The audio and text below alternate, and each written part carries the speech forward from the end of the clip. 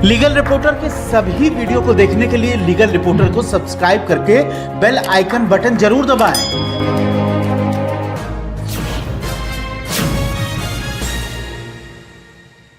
दुनिया में हर व्यक्ति किसी ना किसी प्रोफेशन को चुनता है। कोई डॉक्टर बनता है, कोई इंजीनियर, कोई लॉयर, कोई आर्किटेक्ट। लेकिन हर प्रोफेशन में सबसे ऊंचे दर्जे पर जाने के लिए आपको वो अथक परिश्रम, मेहनत और डेडिकेशन की जरूरत होती है जो आपको उस ऊंचाइयों तक पहुंचाता है। लॉ जैसे प्रोफेशन में जहां अथक मेहनत है, अथक परिश्रम है, व्यक्ति को रात दिन लगना पड़ता है और जब वो किसी बड़ी ऊंचाई पे पहुंचता है तो निश्चित रूप से उसके काम को सलाम करने का दिन होता है। और आज ये दिन आया है सुनील फर्नांडिस साहब के साथ।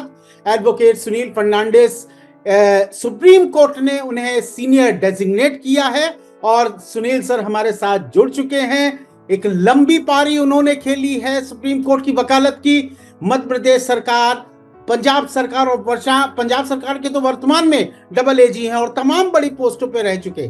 लेकिन इंपॉर्टेंट ये है कि आज सीनियर डेजिग्नेट होने का सीधे तौर पर क्या मतलब है और उस परिश्रम के पीछे की कहानी क्या है, वो सुनील सर से हम जानेंगे।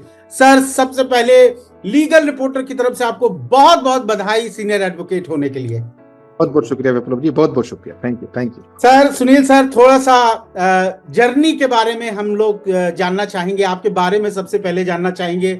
पैदाइश कहाँ की रही आपका, आपके फादर क्या थे, थोड़ा सा ये बैकग्राउंड के साथ अगर हम लोग बात शुरू करें तो। नमस्ते विप्लव जी, बहुत बहुत शुक्रिया यहाँ पे एक मुझे इंटरव्यू के अवसर देने के लिए। आप हमारे लीगल फील्ड के बहुत ही नामचीन पत्रकार हैं। आपके साथ बात करने में मेरे लिए एक बहुत बड़ी गौरव की बात है।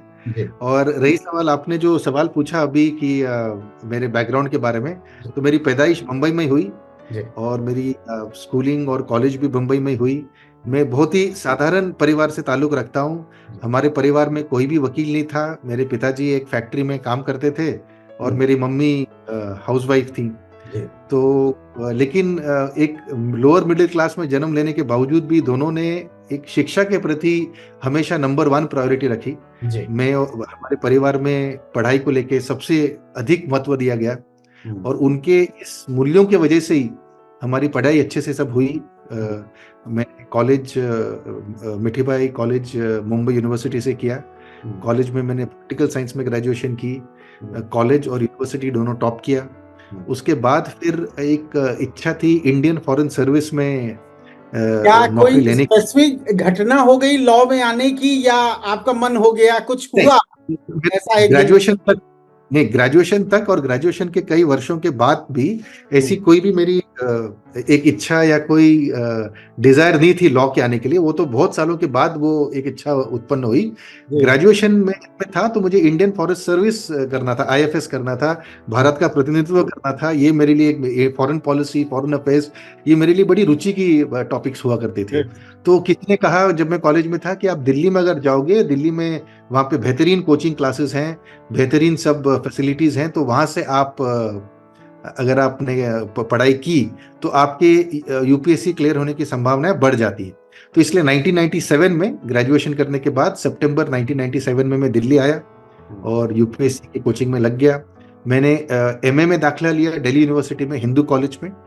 एमए करने के बाद फिर मैंने, किसी ने कहा कि भाई अगर साइड बाय साइड लॉ करते हो जो एक प्रोफेशनल कोर्स है, तो बाय चांस अगर आपका सिविल सर्विसेज क्लियर नहीं हुआ तो आपके पास एक एटलीस्ट एक प्रोफेशनल डिग्री है जिसमें आगे आप कुछ आगे नौकरी पेशा कर सकते हो। तो इसलिए इसी कारण चलिए हमने लॉ का एंट्रेंस दे दिया। एंट्रेंस में अच्छे मार्क्स आए, हॉस्टल भी मिल गया और दाखिला भी हो गया। तो लॉ में एडमिशन लेने के पीछे कोई बड़ा उद्देश्य नहीं था।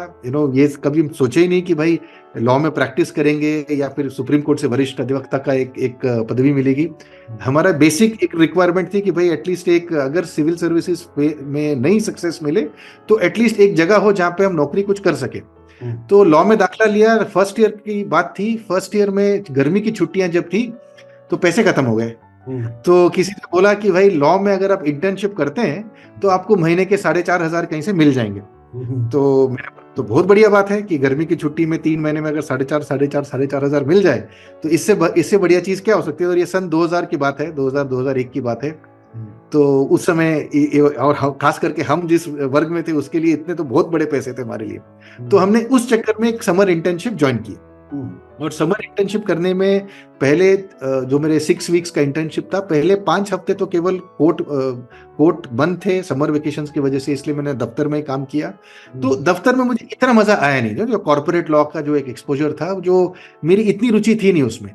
लेकिन जो आखिरी हफ्ता था मेरे इंटर्नशिप का, उसमें मुझे कोर्ट जाने का अवसर मिला, और खास करके दिल्ली हाई कोर्ट जाने का अवसर मिला। और मुझे अभी भी याद है, जुलाई 2001 की बात है, जब मैंने पहली बार दिल्ली हाई कोर्ट में और सुप्रीम कोर्ट में कदम रखा।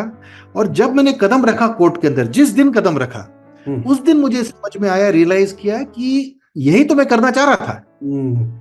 बट मुझे पता नहीं था, क्योंकि हमारे परिवार में कोई वकील था नहीं, हमारे परिवार में तो कोई ग्रेजुएट भी नहीं था, तो किसी ने ये बताया नहीं, समझाया नहीं, इसका मुझे एक्सपोजर नहीं था, इसका मुझे अवसर नहीं मिला, इसका मुझे मौका नहीं मिला देखने का। लेकिन जब मैं गया कोर्ट रूम के अंदर और मैंने एक दिन भर एक कोर्ट रूम में बिताया, सुबह से लेकर शाम तक और अगले दिन भी, तो मुझे तब रियलाइज हुआ कि यही तो मुझे करना था। अच्छा, और कॉलेज में जब मैं था तो मैं क्विजिंग चैंपियन था, डिबेट चैंपियन था, अपने यूनिवर्सिटी के लिए मैंने ट्रॉफियां जीती थी, नेशनल इंटर यूनिवर्सिटी डिबेट्स और क्विज कॉम्पिटिशन जीते थे बॉम्बे यूनिवर्सिटी के लिए। तो मुझे पब्लिक स्पीकिंग से कोई ऐसा डर नहीं था, और पब्लिक स्पीकिंग मैंने कर रखी थी पहले भी। तो इसलिए एक ऐसा नहीं कि जो पब्लिक स्पीकर बढ़िया है नहीं वो अच्छा वकील नहीं बन सकता, लेकिन यदि आप अच्छे पब्लिक स्पीकर हो, आपकी अंग्रेजी में आप ठीक से बोलचाल कर सको, तो ये आपके लिए एक बहुत फायदेमंद चीज होती है सुप्रीम कोर्ट और हाई कोर्ट के प्रैक्टिस के लिए। सुनील सर, क्योंकि सबसे महत्वपूर्ण तो सवाल यही रहेगा कि सीनियर कौन था, वो जो कौन ऐसा व्यक्ति था जिसने वो हथौड़ी चला के सुनील फर्नांडिस एडवोकेट को और सीनियर एडवोकेट तक पहुंचा, उसके पीछे के वो व्यक्ति कौन थे, सीनियर कौन थे, जिनके बारे में आप जिक्र करना चाहेंगे? देखिए, क्या ऐसे तो बहुत सारे लोग थे जिनसे मैं प्रभावित हुआ, कोई एक ऐसे व्यक्ति विशेष तो थे नहीं, क्योंकि मैंने जो भी लर्निंग की है लॉ में, अधिकतर सेल्फ लर्निंग की है। अच्छा। क्योंकि मेरा ये मानना है कि कचहरी से बढ़ के आपको कोई सिखाने वाला गुरु नहीं हो सकता है, कोई सिखाने वाला व्यक्ति नहीं होता। जितना काम आप कचहरी में करोगे और जितनी केसेस आप करोगे अपने, और एकदम शिद्दत से, ऑनेस्टी से, सिंसियरिटी से करोगे, उतने ही अच्छे वकील आप बनो। तो सबसे पहला तो क्रेडिट मैं देता हूं हमारे कचहरी को। फिर कचहरी में आने के बाद कोर्टों में, सुप्रीम कोर्ट में, हाई कोर्ट में, मैंने कई वरिष्ठ वकीलों को देखते हुए अपने कैसे वो लोग केसेस करते हैं, पहले वो देखा। फिर उनके साथ जब मैं प्रोफेशनली जुड़ा कुछ केसों के लिए, तब मुझे और नजदीकी से उनके काम करने की शैली समझ में आई, देखी। तो मैं अपने आप को एकलव्य समझता हूँ, जो किसी मेरे एक बदनसीबी थी को ऐसा कोई द्रोणाचार्य तो मिला नहीं जिसके आश्रम में मैं पढ़ सकूं, लेकिन बाहरी बार देख के मैंने कई द्रोणाचार्यों से बहुत सारी शैलियां सीखी कि वकालत कैसी की जाती है। उदाहरण दूं तो जैसे फली नरीमन साहब थे, वो अभी प्रैक्टिस बहुत कम करते हैं, उस समय उनके साथ हम कुछ केसेस किए। उनके बेटे जो बाद में सॉलिसिटर जनरल ऑफ इंडिया बने, फिर सुप्रीम कोर्ट के सीनियर में जज भी बने, जस्टिस रोहिंटन नारीमन। फिर मुकुल रोहतगी साहब, गोपाल सुब्रमण्यम साहब, कपिल सिब्बल साहब, डॉक्टर अभिषेक मनु सिंघवी साहब, श्री सिद्धार्थ लुत्रा साहब जो क्रिमिनल लॉ में बहुत ही माहिर वकील हैं। ठीक है, सो बेसिकली एक टू आंसर योर क्वेश्चन, आपने सुनील सर बहुत बड़ी चीज है, क्योंकि मेरी तो करीब 100 से ज्यादा सीनियर एडवोकेट्स के साथ मैंने इंटरव्यू की है। उन्होंने निश्चित रूप से, जब मैं उनसे प्रश्न पूछता था, वो किसी ना किसी सीनियर का नहीं नाम लेते थे कि उनके अंडर में ही हम लोगों ने काम। लेकिन ये बहुत बड़ी अपने आप में चीज है, और नए लॉयर्स से सीखने के लिए कि आप लगातार ये विचार रखते हैं कि देखिए, मैं उसकी महत्वता को कम नहीं मान रहा हूं, उन सीनियर्स के अनुभव को कम नहीं मान रहा हूं, लेकिन क्या एक व्यक्ति जो एकलव्य की भांति चीजें देख के भी सीख रहा है, प्रैक्टिकल अनुभव से सीख रहा है, कचहरी से सीख रहा है, ये बहुत बड़ी बात है। और ये शायद मैं पहली बार सुन रहा हूं, इसलिए मैंने ये एक्सप्रेशन आपको दिया। ये वकालत में अब मैं थोड़ा सा आपके उसी केसेस के बारे में थोड़ा सा जानना चाहूंगा। इस जो करीब 2 दशक का आपका बड़ा अनुभव रहा, थोड़ा सा मुझे बताएंगे। एक तो पहला केस से अगर शुरू करें, किस तरह का पहला केस था, और इसके बाद किस किस तरह के केसेस बड़े बड़े जो आप जहन में आ रहे हैं, वो थोड़ा सा बताइए उसमें। विपुल जी, देखिए, प्रैक्टिस तो मैंने जब शुरू की तो पहले मैंने हमारे दिल्ली में सब माफ कीजिएगा सर, आपको पहली फीस भी बतानी पड़ेगी। वही आपको वो भी बता दूंगा मैं। क्या कि देखिए, जब प्रैक्टिस शुरू की तो मैं 30,000 से मैंने प्रैक्टिस शुरू की, जो हमारे जो दिल्ली का सबसे बड़ा कोर्ट है। और मैं अभी भी मानता हूं कि मैं भले ही मेरी प्रैक्टिस सुप्रीम कोर्ट में रही और मैं डेजिग्नेट सुप्रीम कोर्ट से हुआ हूं, लेकिन अगर मुझे सबसे मेजर श्रेय देना है किसी कोर्ट को जहां से मैंने वकालत की ABCD सीखी, वो है 30,000। और 30 तारीख में वो इतना बड़ा कोर्ट कॉम्प्लेक्स है, उसके अंदर तकरीबन 100 से ज्यादा कोर्ट रूम्स थे, इतने सारे जजेस थे, इतना सारा सिविल क्रिमिनल, आप सोचे अलग अलग प्रकार के केसेस थे। तो पहले मैंने अपने जीवन के जो पहले 2-3 साल जो थे वो वहां बिताए, और वो मेरे लिए सबसे बेहतरीन साल थे। और मैं जो इतना अनुभव मैंने गेन किया वहां पे, जिसको मैं कह नहीं सकता। और जो पहला केस था, जो किसी का एक बेल बॉन्ड भरना था और बेल करना था, बेलेबल ऑफेंस में 500 रुपए बतौर मेरी सबसे पहली फीस थी। जी जी जी। हाँ, तो 500 रुपए। 500 रुपए था, और मैं तो उम्मीद भी नहीं कर रहा था कि मिलेगा, क्योंकि तो एक 138 का जो चेक बाउंसिंग केस होता है, उसमें किसी क्लाइंट को एक बेल बॉन्ड भरना तो बेलेबल ऑफेंस होता है, उसमें कोई बड़ी बात होती नहीं है। तो केवल वो औपचारिक तरीके से उनको मदद करना था। वो एक दोस्त का केस था, और मुझे लगा कि मैं अपने दोस्त के लिए काम कर रहा हूँ, लेकिन वो क्लाइंट ने खुद ही अपने हाथ से मुझे 500 रुपए मेरे जेब में रख दिए, और उस दिन मुझे लगा कि मैं दुनिया का सबसे अमीर आदमी हूँ। पहली तो फीस वो जो मिलना बहुत बड़ी चीज होती है सर, सबको याद रहता है। करेक्ट। बिल्कुल पहला इसके बाद के कुछ ऐसे कुछ केसेस जो आपने बेहतर हैंडल किए, उनके बारे में। जी क्या हुआ कि 2008 में मैंने एडवोकेट ऑन रिकॉर्ड की एग्जाम दी सुप्रीम कोर्ट में, और मैं एडवोकेट ऑन रिकॉर्ड बना। और जब मैं एडवोकेट ऑन रिकॉर्ड बना, तब मेरी प्रैक्टिस में एकदम टोटल चेंज आ गया। क्योंकि उसके बाद मैंने क्या किया, उसके पहले 2000 जब जैसे 2-3 से लेके 2008 तक, पहले 6-7 साल मैंने दिल्ली का एक भी ऐसा कोर्ट नहीं है जिसमें मैं गया नहीं हूं, जिसमें मुझे अनुभव ना हो।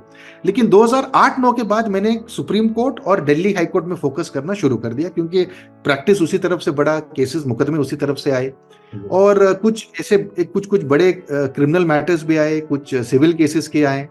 तो as an advocate on record एक जर्नी जब शुरू हुई, तो वो आपके लिए बहुत सारे दरवाजे खोल देती है सुप्रीम कोर्ट। एंड मेरी एक बढ़िया चीज ये थी, जो अपने लिए मैं मानता हूं कि बाकी एओआर के जैसे मैं केवल ड्राफ्टिंग या फाइलिंग नहीं करता था, मैं अपने केस खुद बहस भी करता था।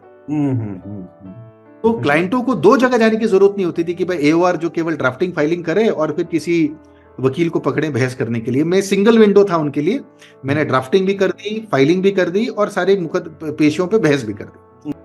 तो जो केसेस हैं, जो इंपॉर्टेंट केसेस थे, जो काफी मुझे मतलब प्रोफेशनल सेटिस्फैक्शन, देखिए हर केस मेरे लिए बहुत ही इंपॉर्टेंट था। मैंने कभी भी केसों के बीच में भेदभाव नहीं किया। मैंने कभी ये नहीं देखा कि इस केस में फीस ज्यादा है, उसमें कम है, या उसमें नहीं है तो उनको कम इंपॉर्टेंस दूं, मैंने ऐसे कभी नहीं किया। मेरा ये अपना मानना था कि मैं एक डॉक्टर हूं, मैं एक सर्जरी कर रहा हूं, और सर्जरी में मेरे सामने कोई करोड़पति हो या कोई गरीब व्यक्ति हो, उसका दिल तो उसका वही है, उसके शरीर तो वही है, मुझे उसी हिसाब से काम करना है। लेकिन कुछ ऐसे केसेस थे जिससे काफी प्रोफेशनल सेटिस्फैक्शन मिला, नाम भी काफी हुआ। 2015 में चीफ जस्टिस साहब ने मुझे अमाइकस क्यूरी बनाया एक केस में, जो रेनी जौहर का केस, जो काफी फेमस रहा। उनके पुलिस लोगों ने ज्यादती की, तो सुप्रीम कोर्ट ने 10 लाख का कॉस्ट इम्पोज किया पुलिस के अधिकारियों को। फिर कुछ कॉन्स्टिट्यूशन बेंच के सामने कुछ केसेस थे, जो बहुत जरूरी केसेस थे, वो मैंने किए। मसलन की जो शबरीमला में जो औरतों को एंट्री लेने वाली वो जो मुकदमा था, उसमें मैंने किया। फिर जो होमोसेक्सुअलिटी को डीक्रिमिनलाइज करने की जो बात थी, सेक्शन 377, उस केस में मैं एडवोकेट ऑन रिकॉर्ड था। फिर अडल्ट्री को डीक्रिमिनलाइज करने की जो बात थी, उसमें मैं था। फिर कई सारे 10 शेड्यूल के जो केसेस हैं, 10 शेड्यूल हमारे संविधान में वो होता है जिसमें जब सरकारें गिरती हैं, बनती हैं, एमएलएस के इश्यूज को लेके, तो वो केसेस सीधा सुप्रीम कोर्ट में जाता है। और 2019 में महाराष्ट्र में सरकार जब बनी थी, मुझे अभी भी याद है, शनिवार के सुबह सरकार बनी थी 2019 नवंबर में। एंड हमारा ये मानना था कि जो सरकार बनी थी वहां पे 2019 नवंबर में, वो हमारे संविधान के खिलाफ वो शपथ दिलाया गया था गवर्नर साहब ने, सीएम साहब को उस जमाने के। तो उसमें हमने शनिवार को ही हमने केस ड्राफ्ट किया, शनिवार के रात को केस फाइल कर दिया, चीफ जस्टिस ऑफ इंडिया के साहब के घर गए, घर जाके हमने सुनवाई की, और संडे सुबह सुप्रीम कोर्ट के ताले खुले, और केवल इस मुकदमे के लिए सुप्रीम कोर्ट की एक 3 जज की बेंच बैठी। संडे को हियरिंग हुई, मंडे को हियरिंग हुई, और बुधवार के आते आते उन सीएम साहब ने इस्तीफा दे दिया। तो एक बहुत ही बड़ी अचीवमेंट, बड़ा लैंडमार्क जजमेंट है। और जो आपने सर्जरी की बात करी, वो बहुत इंपॉर्टेंट बात है। देखिए सुनील सर जो बात कह रहे हैं, वो यंग लॉयर्स को समझने, और यंग ही क्यों, हर तरह के वकील को ये समझने की जरूरत है कि आपके पास छोटा मुकदमा और बड़ा मुकदमा, आप उसके साथ अगर जस्टिफिकेशन पूरी ईमानदारी के साथ अगर आप उसको जस्टिफाई करते हैं, तो निश्चित रूप से क्लाइंट को मैसेज भी जाता है कि हाँ, हमारे वकील साहब ने मेहनत करी, परिणाम चाहे जो हुआ, तो ये आपकी बात मुझे बड़े अच्छी लगी कि आप कह रहे हैं कि चाहे छोटा केस हो चाहे बड़ा केस, उसके लिए सर्जरी हमारी बेहतर रही। सुनील सर, मुझे थोड़ा सा आप ये बताइए, चूंकि सीनियर डेजिग्नेट होने का एक एक लंबा पीरियड आपका लॉ में हो ही गया था, आपका अनुभव भी हो गया था, सीनियर डेजिग्नेट के पीछे की क्या कोई विशेष कहानी रही, क्या देखा जाता है, और थोड़ा सा अगर हमारे जो यंग लॉयर्स हैं वो अगर उसकी प्रक्रिया को समझना चाहे तो क्या ब्रीफ में आप बोल सकते हैं, बता सकते हैं? देखिए, जब आप वकालत में आए, जी। जो भी यंग व्यूअर्स हैं जो देख रहे हैं इस चीज को, उनको मैं यही एडवाइस करूंगा, क्योंकि मैं ऑलरेडी इस 20 साल का मैंने एक सफर तय किया हुआ है। सबसे पहले आप डिसाइड करें कि आपको लॉ में अभी क्या है। पहले जब हम करते थे 20 साल पहले वकालत में आते थे, तो या तो सिविल होता था या तो क्रिमिनल होता था। लॉ के केवल 2 रास्ते निकलते थे लॉ करने के बाद। अब 1 दर्जन रास्ते हैं। हाँ, अब बहुत ही प्रसिद्ध हो गया है, बहुत ही फेमस हो गया है, यहाँ पे कई सारे ऑप्शंस खुल गए हैं, तो आपको उसमें गुमराह होना बहुत आसान है। आपका हो सकता है शैली किसी चीज में हो, किसी रुचि किसी चीज में हो, लेकिन आपको पता ही नहीं हो। जैसे कि मैं जब तक पहली बार कोर्ट में मैंने कदम रखा नहीं, लेकिन मैं 27 साल की उम्र में वकील बना हूं। 24 साल की उम्र में वकालत में कदम रखा, लॉ के कोर्स में कदम रखा, और 25 साल की उम्र में मैंने सबसे पहले कोर्ट में कदम रखा। आज के ताल में तो, आज के समय तो 21-22 साल की उम्र में तो बच्चे जो हैं अपने LLB कंप्लीट कर देते हैं। मैंने तो 25 साल की उम्र में सबसे पहली बार, जब वकील भी नहीं था, मैं कोर्ट में मैंने कदम रखा, और तब मुझे पता चला कि भाई यही तो मेरी मेन रुचि है, यही तो मेरा पैशन है। तो सबसे पहले तो आप जो 5 साल का कोर्स करते हैं आज के तारीख में, जो बच्चे जो 12वीं के बाद, तो उनसे मैं ये कहूंगा, जो नए वकील हैं, सबसे पहले सेल्फ डिस्कवरी कीजिए कि आपकी मेन रुचि किस में है। लिटिगेशन में है, कॉर्पोरेट में है। अगर कॉर्पोरेट में भी है तो किसी फर्म में आपको जाना है या किसी कंपनी को ज्वाइन करना है।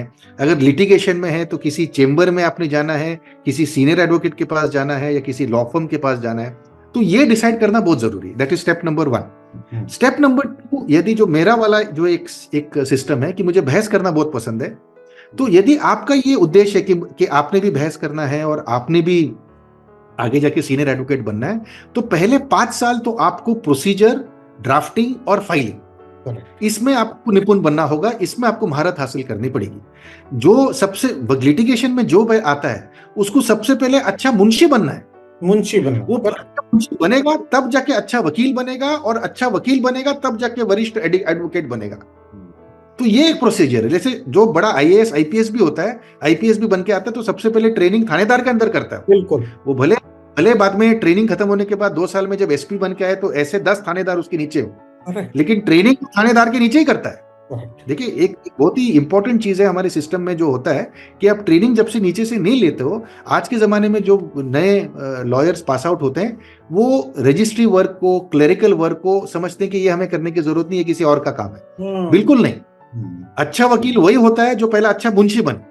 करेक्ट। और अच्छा मुंशी बनने के बाद, जिसको बोलते हैं कोर्ट क्लर्क, ऑफिस क्लर्क, जो अच्छा क्लर्की करेगा वही अच्छा वकील बन पाएगा, और अच्छा वकील जब बनेगा तब अच्छा सीनियर एडवोकेट बन सकते हैं। और एक और टिप मैं देना चाहूंगा कि वकील जो होता है वो ऑलराउंडर होता है। जी। देखिए, आप अगर एक आर्किटेक्ट हैं, आप एक इंजीनियर हैं, आप एक डॉक्टर हैं, और आप अपने सब्जेक्ट मैटर के अलावा आपको किसी और चीज का ज्ञान नहीं है, तब भी आप बहुत बेहतरीन आर्किटेक्ट बन सकते हो, बेहतरीन इंजीनियर बन सकते हो, बेहतरीन डॉक्टर बन सकते हो। लेकिन लॉ ऐसी फील्ड है जिसमें आपको 10 और चीजों के बारे में जानकारी होनी बहुत जरूरी है। बहुत जरूरी है, बहुत जरूरी।